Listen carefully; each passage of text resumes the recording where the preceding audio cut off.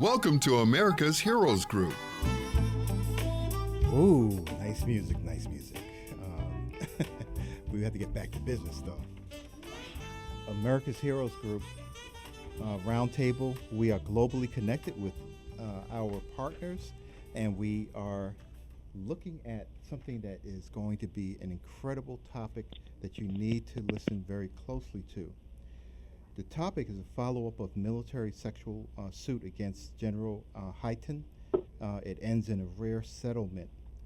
Our panelist is Lindsey Knapp, a U.S. Army veteran, attorney, chair of the Military and Veterans Women's Coalition, and executive director of Combat Sexual Assault. She actually has been working very diligently on making sure that this stays a vital and important topic and that we don't lose focus on it. And I'm going to, hello, Lindsey. But you can start off by telling us a little bit more about this. Why is this so important for us to know? Yeah, so military sexual trauma is a huge issue, and it's really causing a national security crisis because folks are not re-enlisting. The military's got this huge recruitment problem, but moreover, it's just plain wrong to be sexually assaulting, being sexually assaulted by someone you serve with. But what we have seen recently is that, traditionally service members have been barred from suing their perpetrator. So if the service member is assaulted by another service member, they've traditionally been barred from suing for civil damages. But we've seen a little bit of a break in that with, in the case of Spolester and General Hyten. General Hyten sexually assaulted Colonel Spolester, and when she sued for damages, she was able to chip away at this doctrine, as the courts refer to it as the Ferris Doctrine, and she was able to walk away with the settlement. So what we know is that, according to the Department of Defense, 64% of service members who report a sexual assault experience retaliation, and it's just getting harder and harder for service members to report safely and to not essentially be gaslit into submission. Something that we see a lot is that after a service member reports is that the command team will say things to them like, oh, that was consensual, and then send them back to work. Or they may command refer them to behavioral health, essentially forcing them to undergo a mental health evaluation to help further the narrative that they're just crazy, right? Like they're just reporting this because they're a crazy person and we're going to kick them out as a result.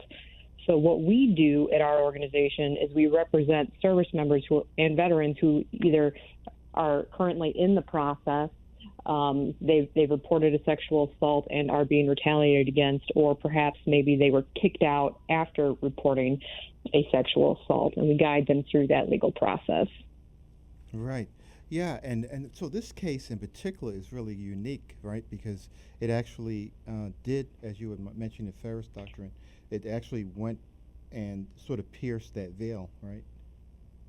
Yeah, it sure did. And so we're not entirely sure how it's going to play out with other cases other than this one, but it's certainly a really great sign that the courts are kind of leaning away from, applying this doctrine like carte blanche to everyone. And what the government argued in an effort to further their position essentially was that sexual assault was inherent to service, which is kind of like a really wild position that you would hope your government would never take, right? That service members should essentially be expected to be sexually assaulted. And so the court ultimately rejected that argument and thankfully declared that sexual assault is not inherent to service, and somebody who serves should not have to worry about that.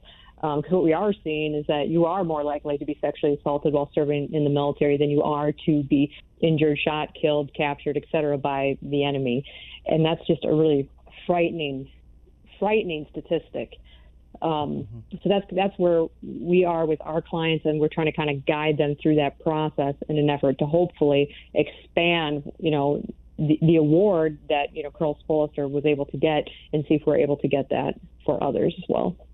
Well, at the heart of everything, there is, there are so many different, it's a very complex issue with all the things that are going on.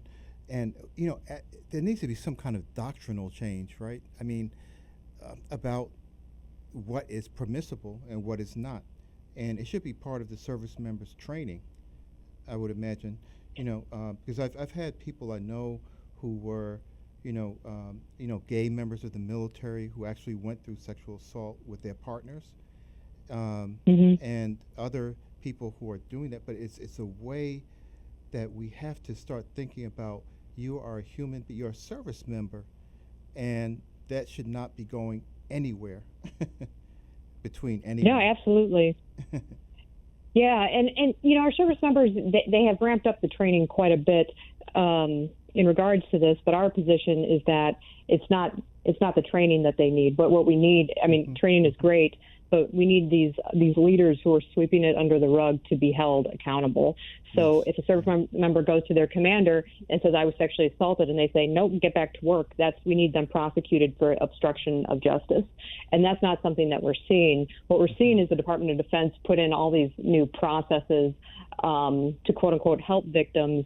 And I like to use the quote by Archbishop Desmond Tutu, and what he would say is, he's talking about folks who fell into the river and, we're pulling them out. And he says that, at some point we have to ask the question of why they fell in. Yes. And so with the military, right. And so like what the military is doing with these trainings and with these prevention measures is it's essentially like throwing life jackets to people who have fallen in the river without acknowledging that they are the ones that in fact pushed us in to begin with. So if they held literally anybody at the senior level accountable for these things that we can prove that various commanders looked their service member directly in the eye and said, nope, that sex was consensual, get back to work, and prosecuted them for obstruction of justice, the ripple effects of that would be enormous, which is why this Bollister case was so important, because this was the first time that senior leaders were held accountable civilly for monetary damages. So we're calling for leaders to be held accountable not only criminally for obstructing justice when a service member reports an assault, but also be held accountable civilly so that way service members can get monetary damages from the person that assaulted them. And then once you see that, then I feel like there's going to be a huge change really, really quick, because right now people who are committing these atrocities, they know that they can do it without punishment. Yes. And then, also, Heighton, he had retired in 2021, after a 2-year stint with the Joint Chiefs. But he's now heading a foundation arm for the space venture, company Blue Origin, and that's Jeff Bezos. So, I'm wondering whether people need to just be held accountable, and how do you have someone like that be, being very cautious about what they are allowed to do, what, agency they have with joining another company, and then, do you want that to be in your company? Right, absolutely. So we need a degree of outrage from folks other than just like myself and you to say that, right? That Heighton does not need to be working at having this foundation, and he does not need to be supported and be working for Jeff Bezos. Like, he has committed some atrocities, and he should just kind of fly off into the abyss. He also needs to be prosecuted criminally, but at the very least, she was able to get some headway civilly. But that's a really great example of what happens, right? Because even though, we had a mini victory where she was able to collect some civil damages against Heighton, what is he doing? He's just going back living his best little life. So it shows that there's still so much work that needs to be done, and so much more education that needs to be done with the American public and, throughout the military to make sure everybody knows that this is not okay. Mm-hmm. One thing I was wondering also, because I joined the military in 1984 and retired in 2010. And I'm wondering, I was looking at a lot of intergenerational changes. Do you see things changing as far as the generations that people are in when they're entering military service or serving, currently? Do you see any differences in how things are being approached? Yeah, absolutely. So, in when you were serving, like in the 80s through 2010, there was certainly a growth of women serving, right? There was not very many in the 80s, and certainly there was more when you got out, and there's more and more joining every day. And so in the earlier days, right, in the 80s, 90s, and early 2000s, it was really like considered almost a part of service that you were going to be sexually harassed or assaulted, and that you just had to take it, So like I got out of the Army in 2008, and I remember at my first duty station, my supervisor bought me a vibrator, and at the time, I know, right? And so like he was very concerned that I wasn't having enough sex, and wanted to make sure that I could be able to do that on my own. You have got to be kidding me! Boy, that's the first time. And yeah, and that was in the early 2000s, and I was still very young at the time, and like at the time when it happened, I was like, Roger, sir, you know what I mean? And I just took it and kept it moving. I never even thought that I had an opportunity to make a complaint. I completely believed that was incident to my service. But now what I'm seeing come 2023 is we've got a lot of really brave service members that, despite being retaliated against to this degree, they are fired up. And so they are coming forward more than they have. I mean, certainly when I was serving, and they're calling a spade, even at risk of getting kicked out of service or being retaliated against and all those things. And I feel like the military is coming to kind of like a reckoning point, because they're like, oh crap, like we've got to do something about all of this. The men and women who are being assaulted are finally speaking up for themselves, whereas before, maybe they were like me, and I was just kind of like, well, I chose to serve my country, and if I want to serve my country, this is just something I'm going to have to endure, is what went through my mind at that time. But now, like I said, they're just so much more brave, and I'm very excited to see the service members today really, putting their foot down. Yeah, and it's also on the it's mostly women who get assaulted, right?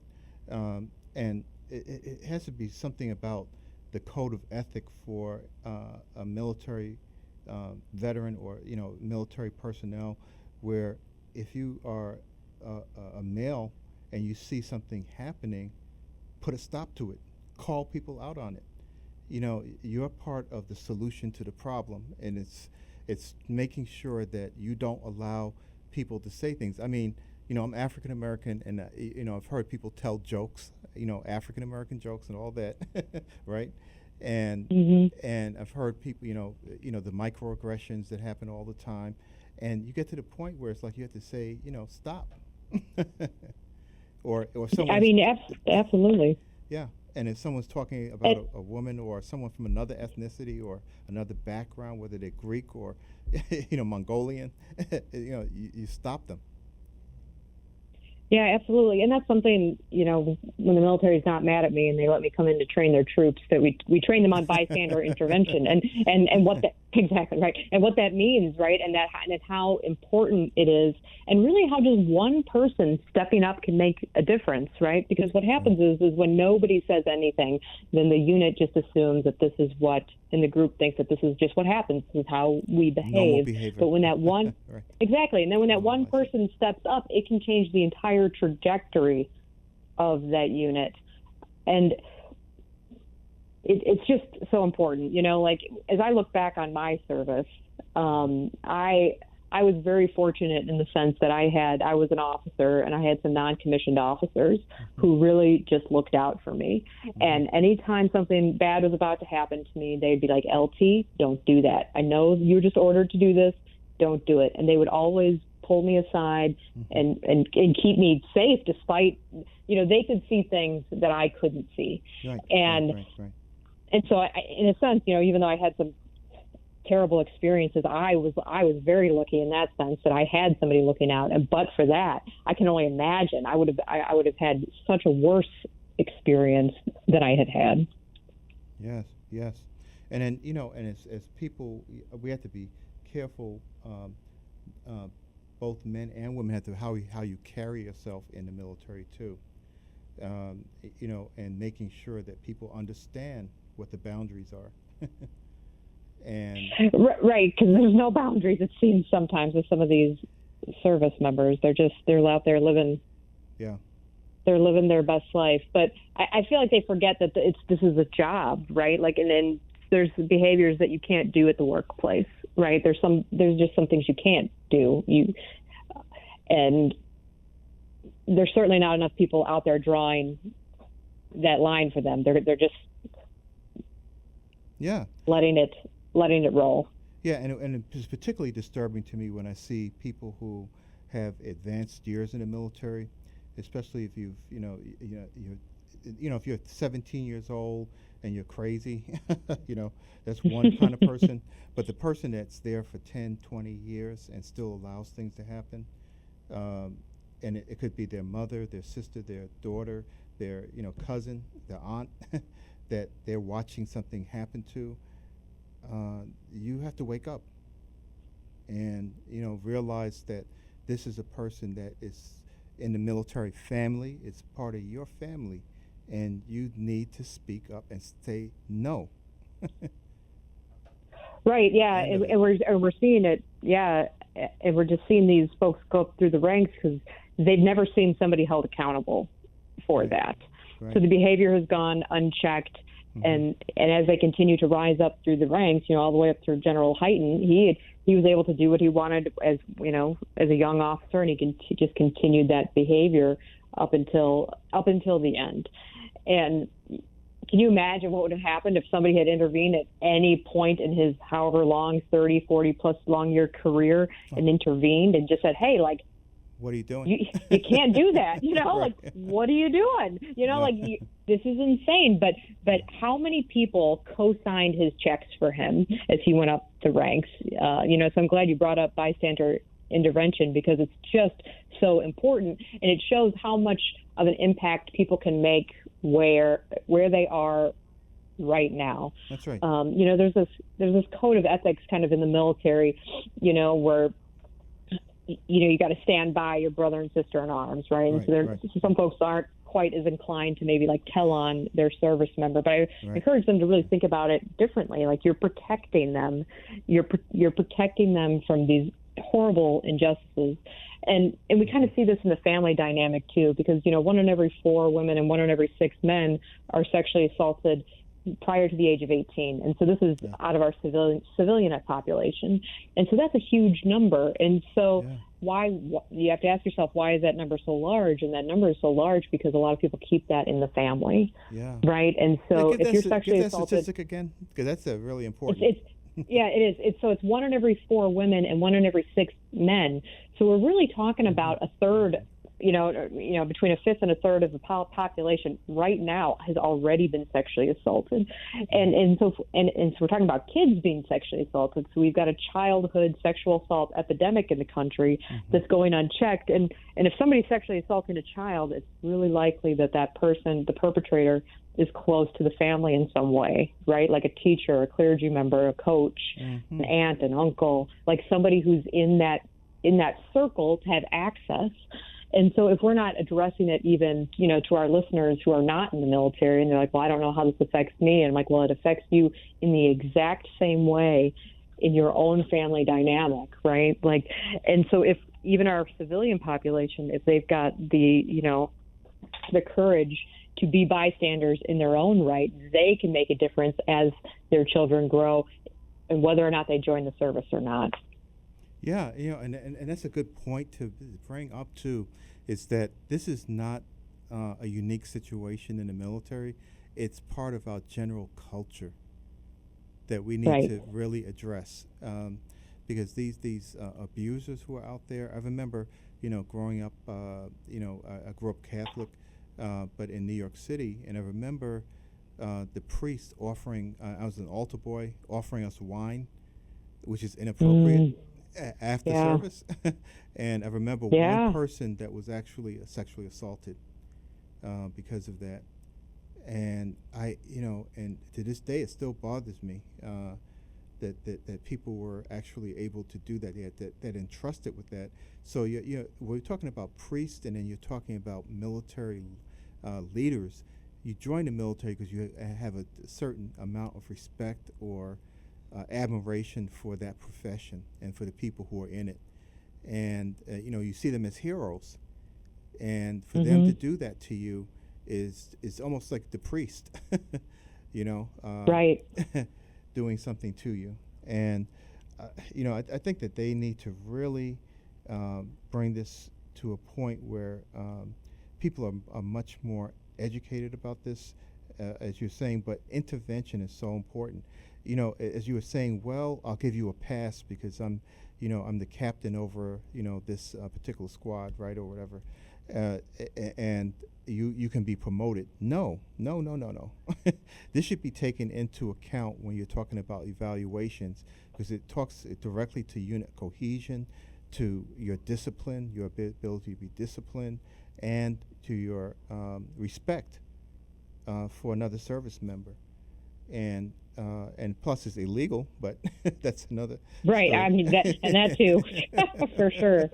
But that's something that should really be instilled in all the leaders, that this is something that needs to be on the table for evaluations, for promotion. Yeah, and and it's they've added a block to most evaluations to where they have to, talk about that. But the problem is that it's like throwing a life jacket to somebody who's already thrown us in the river, right? Like they're not going to be inclined to be like, hey, I was just sexually harassing Susie and Bob, but just to make sure you don't put that on my eval. Like, who's writing the eval?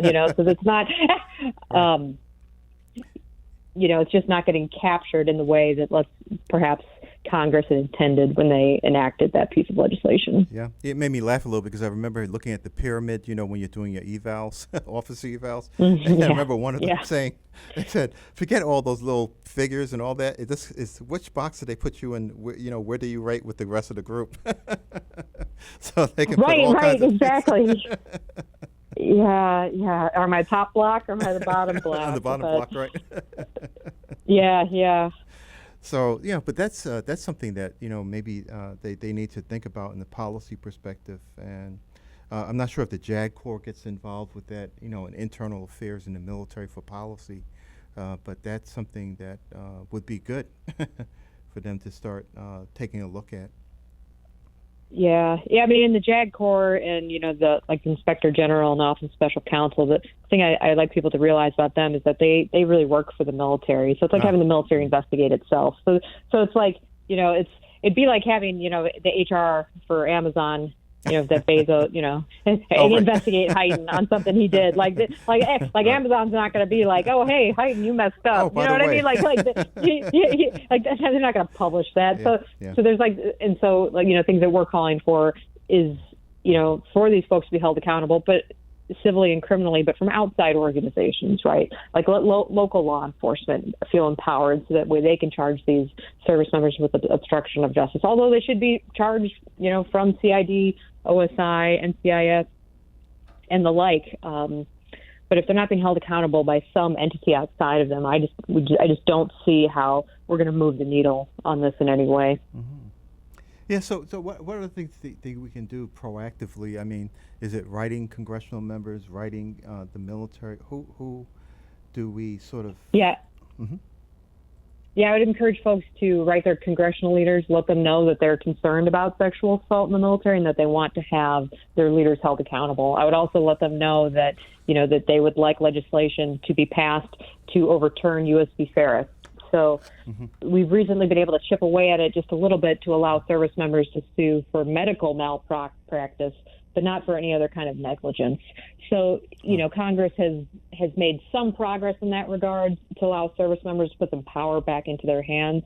But anything our citizens can do to help put power back in our service members' hands, we would absolutely love and appreciate, because they need us. They need us just as much as we need them to serve and protect us. But they need our voices and our support because they're just not able to advocate for themselves in the way that they would like under the circumstances that they're in. Yes, very, very good. Important information. Well, I have someone buzzing around my head. It's Glenda. So it looks like we're going to get another service announcement coming up. Right on. But she said right on. You so phenomenal. I just love you to pieces. Oh, love you too. Yeah, and thank you so much. Thank you so much for agreeing to partner with America's Heroes Group and allowing us to have your voice on a platform that represents women veterans overall, because you give strength and power to their voice. So thank you for speaking truth to power. Thank you. And thank you so much for all the work you guys do. We really appreciate it. Ditto, ditto.